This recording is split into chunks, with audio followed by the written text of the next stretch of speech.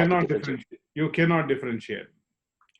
That is the major problem, because you cannot differentiate a cough from a cancer cough to a viral infection cough to a normal infection cough. You cannot.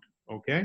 So unfortunately, cough is not a differentiating factor, because anything happens to the lung, it is the normal reaction of the lung to cough and throw it out. Oh, ya. Dan ini ada pertanyaan yang lumayan bagus ya. Jadi bagaimana kita membedakan sebuah batuk itu bahaya enggak ya? Apakah itu ke arah COVID-19, apakah itu mungkin ke arah sakit paru-paru yang lain, atau mungkin kanker paru-paru? Dr. Anies menjelaskan bahwa sangat disayangkan sekali memang batuk itu tidak bisa membedakan jenis penyakit kita ya, karena reaksi normal dari paru-paru ketika kita ada sesuatu itu batuk. Jadi kita memang paru-paru itu mencoba melemparkan sumbatan apapun juga itu keluar ya. Memang itu reaksi awal dari paru-paru. Jadi tidak ada satu metode apapun untuk membedakan ini batuknya jenis apa, jenis COVID, apakah jenis penyebab sakit paru-paru yang lain. Jadi memang kalau kata batuk kita memang nggak enak ya kita cek.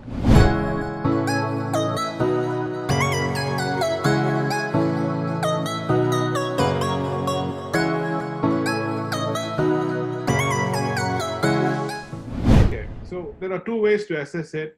If he is a smoker, then the story is different. If he's not a smoker, then the story is different. If he's a smoker, then you know that his COPD will get worse. So the best thing for him is to stop smoking, start physio, and then see whether he improves or not. That is one way. Let us say he's a non-smoker and he is asthmatic and he has this problem. Then he should seriously go for a lung function test and do a CT scan to further assess himself. Oke, very good. Jadi ada pertanyaan nih dari seorang pasien ya, masih muda, 25 tahun, tidak ada asma, tetapi 6 bulan lalu, selama 6 bulan pernah menderita sakit paru-paru, gangguan saluran pernapasan. Nah, jadi Profesor Anies menjawab, Dr. Anies jawab bahwa seorang ini harus ditanya dulu apakah dia perokok, apakah dia bukan perokok. Kalau dia perokok, ceritanya akan berbeda dengan ketika dia tidak merokok. Asumsi dia merokok, bahwa ya pastilah kalau orang merokok, COPD-nya atau gangguan saluran pernapasannya akan kembali lagi dan bahkan lebih buruk dari sebelumnya. Nah, itu nomor satu, jadi harus diobati dengan kita melakukan minum obat dan mungkin terapi-terapi khusus. Kalau pasien ini tidak merokok, nah berarti kan ini dan dia tidak ada riwayat asma, berarti sebaiknya pasien ini segera melakukan tes lanjutan, mungkin dengan CT scan atau apa untuk memastikan apakah ada kondisi-kondisi lainnya.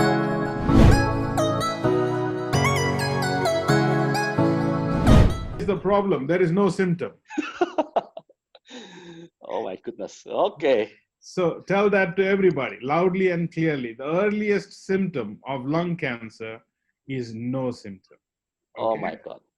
It can start with a cough, but you can cough for any other reason, right? Two, in slightly later stages, you can start having shortness of breath, hemoptysis, meaning coughing out blood, or pain in the chest, and you can have bad anemia. You want me to repeat that? You let me know. No, okay. Jadi ada pertanyaan, apakah gejala awal dari penyakit kanker paru-paru?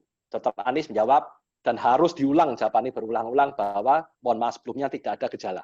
Ya, jadi ya memang tidak ada gejala. Jadi Bapak Ibu harus waspada karena kanker paru-paru ini benar-benar tidak ada gejala. Jadi Dr. Anies menggarisbawahi bahwa ya kita harus berhati-hati karena unfortunately ini memang nggak ada gejalanya. Tapi di awal-awal ada beberapa pasien yang mungkin diawali dengan batuk, ya. Tapi yang kita ketahui batuk itu bisa macam-macam, bisa gara-gara flu, bisa gara-gara hal yang lain. Jadi ya bukan hal yang pasti, tapi gejala awal bisa batuk. Yang nomor 2, bisa jadi kita mengalami sedikit sesak nafas, ya.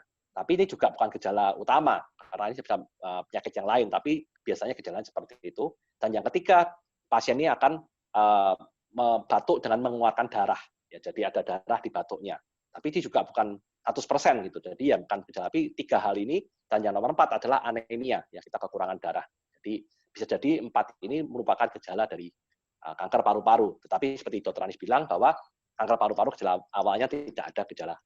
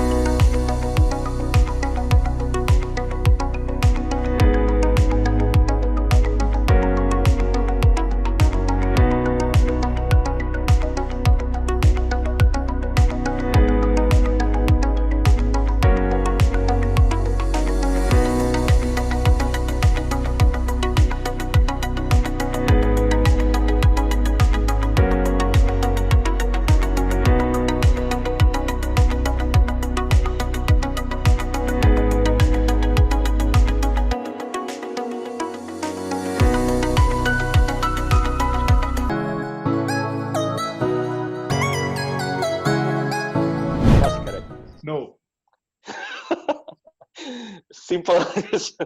Why? In fact, it is more harmful. Oh, goodness, more harmful. Yeah, because Oh, your okay. vaping will keep you still on addiction. Okay, all right. Look, all substitutes of smoking are equally harmful. Let's face it. But smokers should seriously consider quitting. And I know it is difficult. They should use things like a patch or a gum to wean themselves off smoking rather than switch to e-cigarettes or vaping, which is definitely harmful. Oke, jadi ini ada pertanyaan yang luar biasa, mungkin menjawab pertanyaan yang banyak dari Bapak Ibu tempat ini ya. Apakah vaping ya atau merokok dengan bantuan alat itu lebih tidak bahaya dibandingkan merokok dengan rokok atau sigaret? Dijawab dengan Dr. Anies tidak ya. Jadi malah in fact ya, jadi dalam fakta-fakta yang ditemukan malah lebih berbahaya sebenarnya merokok menggunakan vaping ya atau e-sigaret jenis rokok dengan elektrik ya, itu malah lebih bahaya. Patokannya pokoknya segala jenis hal yang kita lakukan untuk menggantikan kebiasaan kita merokok itu tidak baik dan hasilnya akan lebih berbahaya. Seperti itu simpelnya. Nah, cara-caranya bagaimana kita bisa menghindari? Ya, satu, ada kita quit atau berhenti merokok. Ya, caranya yaitu kita menggunakan patch atau kita menggunakan permen, biasanya seperti itu. Jadi caranya cuma kita berhenti merokok, jangan diganti sama rokok.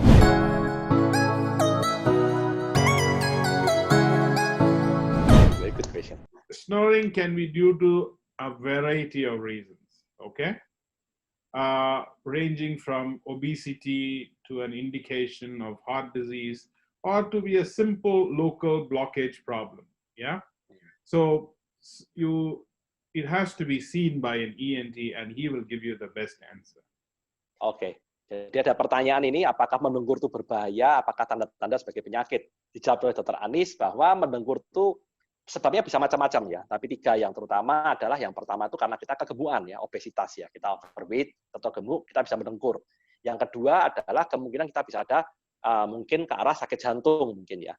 Nah, yang ketiga itu adalah mungkin dengan yang gejala paling umum itu adalah kita mempunyai gangguan di bentuk hidung kita. Jadi memang salurannya itu ada gangguan. Jadi yang terbaik saat ini adalah untuk orang yang khawatir akan mendengkur ini bisa ketemu ahli THT.